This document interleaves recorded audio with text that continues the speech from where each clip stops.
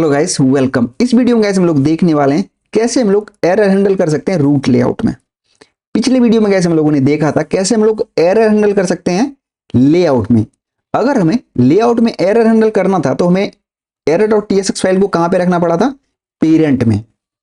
तब जाके हमने लेआउट में एरर हैंडल किया था। लेकिन अगर हमें एरर रूट लेआउट में ही आ जाए तो हम लोग कहां पे रखेंगे error.tsx फाइल को? उसके पेरेंट में तो हम लोग रख नहीं सकते, तो उसको हम लोग कैसे मैनेज कर सकते हैं? तो चलते हैं एंड उसको देखते हैं। यहां पे एंड हमने प्रोडक्ट डिटेल वाले पेज में यहां पे लेआउट रखा था, राइट। एंड जब इस लेआउट में एरर आ रहा था तो हमने कहां पे error.tsx फाइल को रखा था? वो हमने रखा था यहां पे, इस वाले प्रोडक्ट वाले फोल्डर में। यहां पे देखो ये वाले। लेकिन अब ऐसा मानते हैं कि हमारे पास एरर कहां पे आ रहा है? इस लेआउट में। तो हम क्या करेंगे इस केस में एंड इसको हम लोग कैसे मैनेज करेंगे? क्योंकि इसके पेरेंट में हम लोग error.tsx फाइल को तो प्लीज कर नहीं सकते, जो भी रहेगा हमारा ऐप के अंदर ही रहेगा। तो कैसे हम लोग मैनेज करेंगे? तो देखते हैं इसको, ठीक है। तो इसके लिए हमें क्या करना पड़ेगा? हमें एक एरर फाइल बनाना पड़ेगा, ठीक है। तो मैं यहाँ पे एक फाइल बनाता हूं, मैं कहता हूं कस्टम error.tsx, ठीक है। या ग्लोबल error.tsx ये भी कर सकते थे हम लोग। मैं कहता हूं इसको ग्लोबल error.tsx, ठीक है। एंड यहाँ पे एक्सपोर्ट, जल्दी से मैं इसका कोड लिख लेता हूं एंड देन आपको समझाता हूं, ठीक है। एरर इन लेआउट, ठीक है। तो ये हमने किया यहाँ पे। एंड अभी देखो हमने क्या किया यहाँ पे, ये एक कंपोनेंट बनाया ग्लोबल एरर का, ठीक है।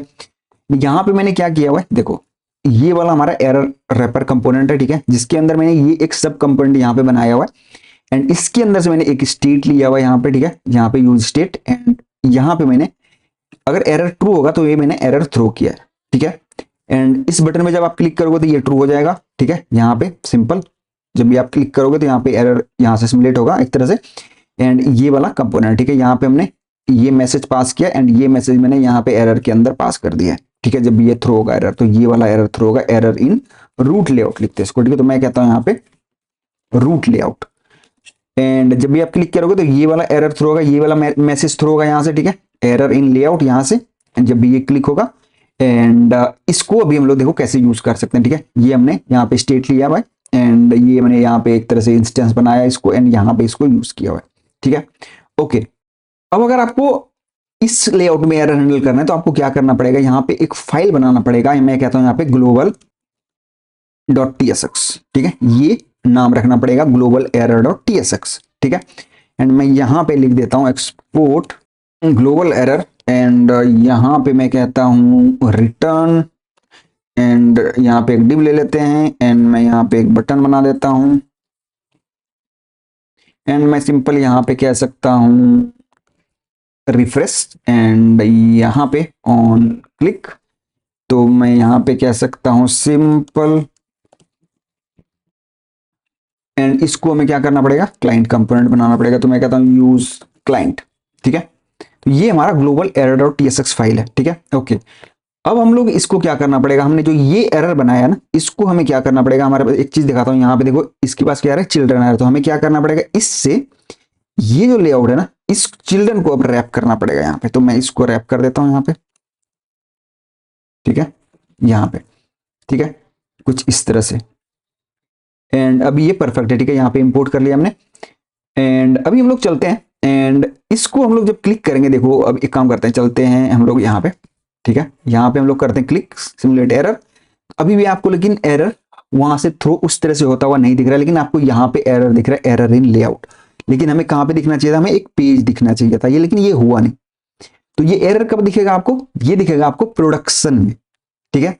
तो एक काम करते हैं, इसका बिल्ड बनाते हैं देन उसको चलाते हैं, ठीक है। तो मैं चलता हूँ टर्मिनल में, npm रन बिल्ड एंड ये हमें बिल्ड बना के दे देगा एंड देन उसको हम लोग रन करके देखेंगे। तो ये थोड़ा सा टाइम लेगा। npm रन स्टार्ट, ठीक है, ये जो बिल्ड बना इसको हम लोग स्टार्ट करेंगे npm रन स्टार्ट से एंड उसको हम लोग चला के भी देखते हैं। तो यहाँ पे आते हैं एंड यहाँ पे आते हैं तो अगर हमारे पास यहाँ पे क्लिक करते हैं तो अभी भी हमारे पास वो एरर कैच नहीं हुआ। क्यों नहीं हुआ? क्योंकि जो हमने यहाँ पे ये एरर बाउंड्री बनाई, ये क्या करता है, ये वाला ग्लोबल एरर जो आपका लेआउट है ना, ये पूरा का पूरा आपको एक तरह से रिप्लेस कर देता है। तो यहाँ पे HTML एंड बॉडी टैग है नहीं, तो यहाँ पे हमें क्या करना पड़ेगा? HTML एंड यहाँ पे हमें बॉडी टैग देना पड़ेगा इस तरह से। एंड आई थिंक हमें यहाँ पे चलते हैं एक बार, यहाँ पे हमें आई थिंक परफेक्ट है, ठीक है। लैंग्वेज भी हम लोग ऐड कर देते हैं इसको यहाँ पे, ठीक है। एंड अभी अगर हम लोग चलेंगे तो ये परफेक्ट चलेगा, आप देखना। तो अगर हम दोबारा से इसको एक बार बिल्ड बना के चलाएं, तो मैं यहाँ पे चलता हूँ एंड यहाँ पे इसको क्लियर करता हूँ, कहता हूँ npm run build, एंड ये थोड़ा सा टाइम लेगा। एंड जब इसको बिल्ड बना के हम लोग चलाएंगे तो आपको दिखाएंगे कि वहां पे एरर आपको दिखेगा। npm run start, एंड अब मैं अगर दिखाऊं आपको यहाँ पे आके रिफ्रेश, एंड यहाँ पे मैं क्लिक करूं एरर, तो ये देखो ये आपको यहाँ पे दिख रहा है क्या, रिफ्रेश वाला बटन, जो कि मैंने कहां पे ऐड किया था, यहाँ पे ऐड किया था। देखो ये वाला, जो ये वाला global error dot tsx file था, ठीक है। तो अब ये ग्लोबल एरर फाइल, जो एरर फाइल है, ये आपको यहाँ पे दिख रहा है। एंड जब रूट लेआउट में एरर होगा तो ये वाला फाइल पूरा का पूरा रिप्लेस हो जाएगा वहां पे, एंड ये दिखेगा आपको। अगर मैं यहाँ पे भी रिफ्रेश पे क्लिक करूं तो मैं यहाँ पे आ जाऊंगा एंड ये परफेक्ट चलेगा। तो इस तरह से कैसे आप क्या कर सकते हो, जब रूट लेआउट में एरर हो तो इस तरह से कुछ आप हैंडल कर सकते हो। उम्मीद करता हूँ गाइस आपको ये समझ आया होगा। कुछ भी कंफ्यूजन है गाइस तो प्लीज कमेंट करके जरूर बताना, मैं आपको जरूर रिप्लाई करूंगा। थैंक्स फॉर वॉचिंग गाइस, मिलते हैं नई वीडियो में।